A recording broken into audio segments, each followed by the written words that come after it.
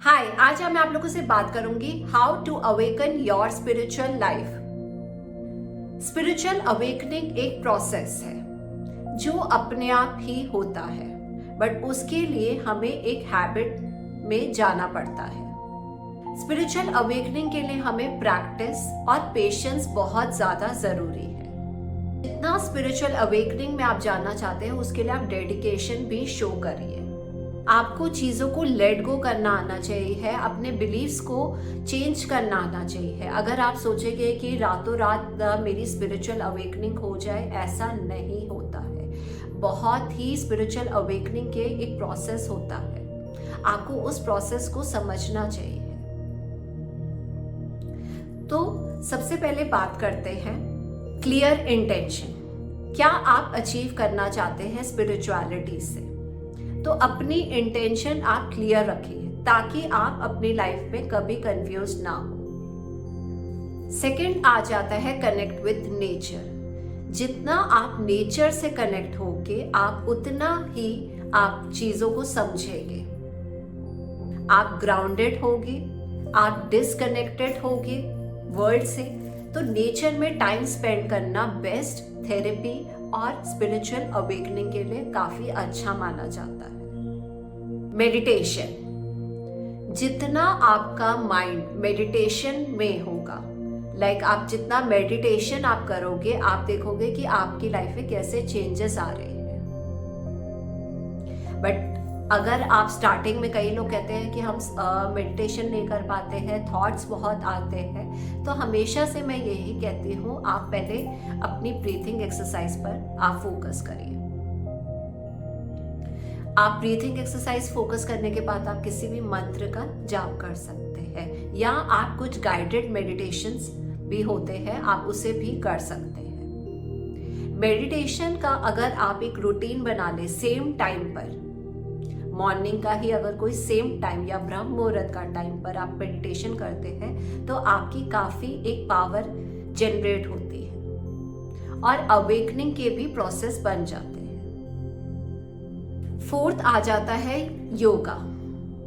Yes, yoga improve करता है आपके फोकस को और आपके अंदर एक अवेयरनेस लाता है, आपके थॉट्स और इमोशंस को कंट्रोल करता है। तो योगा भी एक स्पिरिचुअल अवेकनिंग के लिए बेस्ट माना जाता है। फिर फिफ्थ आ जाता है कंपैशन एंड ग्रैटिट्यूड। जितना आप प्रैक्टिस करोगे काइंडनेस, कंपैशन और ग्रैटिट्यूड, आप खुद देखोगे कि लाइफ में आपकी पॉजिटिविटी आ रही है। स्पिरिचुअलिटी का मैं कुछ आप लोगों को बताना चाहती हूँ। लोग सोचते हैं स्पिरिचुअलिटी टैरो करना है, ऐसा नहीं है। वो आप एक ऑकल्ट है, वो आप ऑकल्ट लर्निंग कर रहे हो। स्पिरिचुअलिटी में जब हमारे जो बिलीव्स होते हैं वो चेंज होते हैं, हम चीज़ों को लेट गो करते हैं, एक प्रोसेस में आते हैं।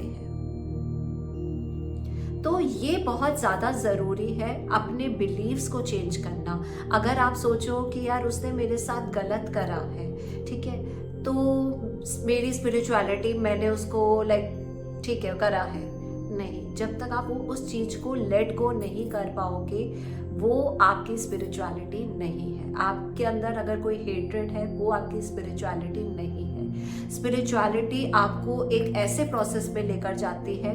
कईयों की स्पिरिचुअलिटी बहुत अच्छी भी होती है, कईयों को कहते हैं कि ब्रेक कर देती है, पूरी तरह से तोड़ देती है आपकी, तब जाकर अवेकनिंग होती है। तो जब आप एक मेंटल प्रोसेस में जाते हो या मेडिटेशन, चाहे आप योगा करके, आपकी काफ़ी क्लीनेजिंग बॉडी से होती है, आपकी बॉडी से टॉक्सिन्स रिमूव होते हैं। तो ये बहुत इम्पॉर्टेंट होता है पहले स्पिरिचुअलिटी को समझना कि स्पिरिचुअलिटी आपसे क्या चाह रही है, आपका क्या गोल है, आप स्पिरिचुअलिटी में क्या अचीव करना चाहते हो। स्पिरिचुअलिटी की जो जर्नी होती है सबकी अलग होती है। अब ये भी मेरा मानना है, आप किसी को हर्ट कर रहे हो, ये भी गलत है। स्पिरिचुअलिटी में आप किसी को हर्ट मत करो।